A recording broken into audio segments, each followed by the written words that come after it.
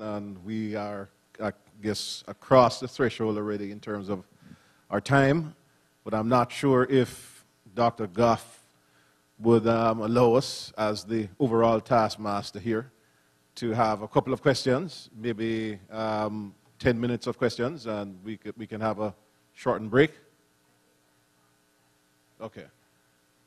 Okay, well, I am at 10:32, but what I'd like to do, however, to really run consistent with our topic here, and pretty much building a little bit on what I had emphasized in my opening remarks, which is assessing the whole power context within the United Nations system, how small states in the Caribbean, how regions like ours are equipping ourselves to really influence this debate, having the traditional large powers and those traditional areas of focus be more responsive to the Caribbean, to small states, to our realities, and in turn have the panel perhaps speak to what initiatives they are seeing on the ground, even as Colin Millington outlined the range of initiatives being undertaken by Impacts and by CARICOM, but how is that feeding into larger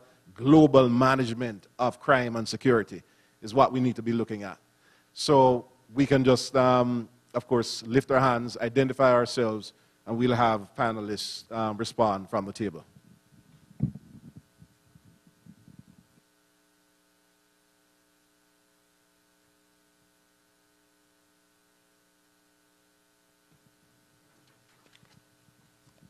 The lights here are pretty formidable, I must admit, particularly for someone who wears glasses.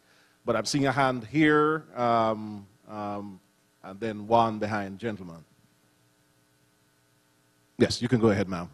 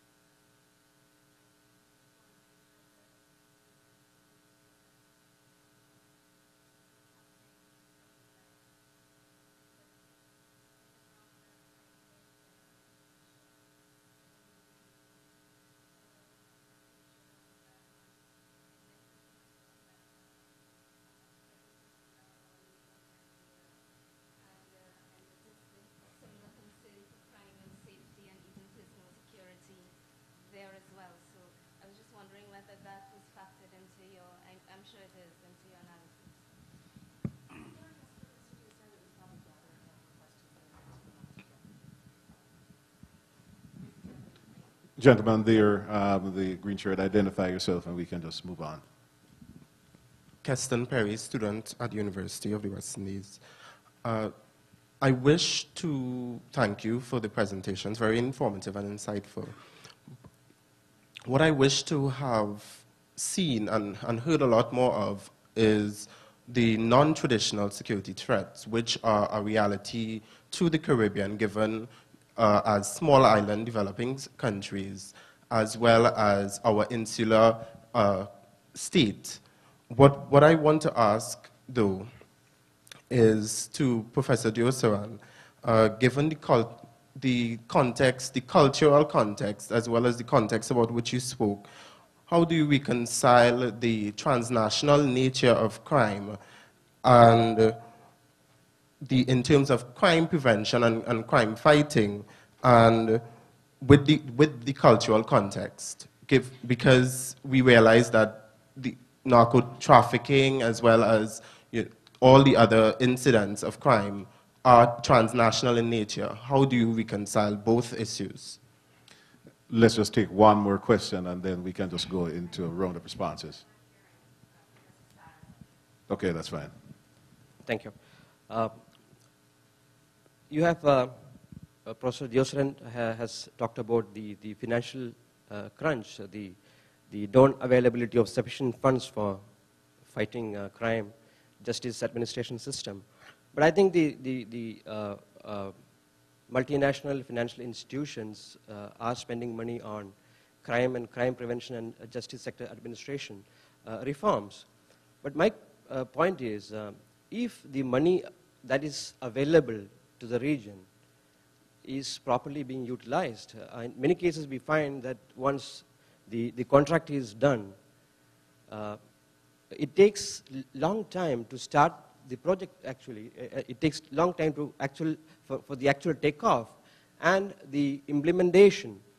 A consultant sitting in a different country, making a paper for the problems, and later this will be forgotten.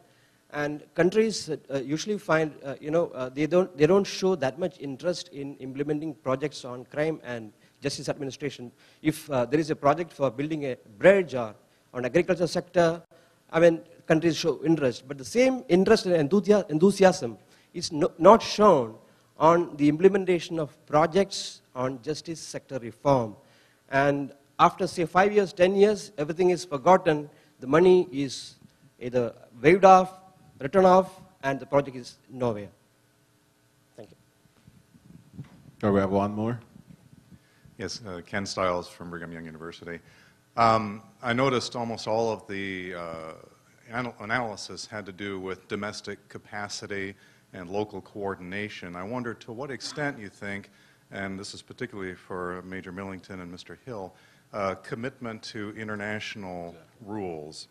I think of all the anti-terrorism conventions, the small arms trafficking ban, and so forth. To what extent do you think countries that commit to those international rules are more likely to be able to accomplish the goals that you're addressing?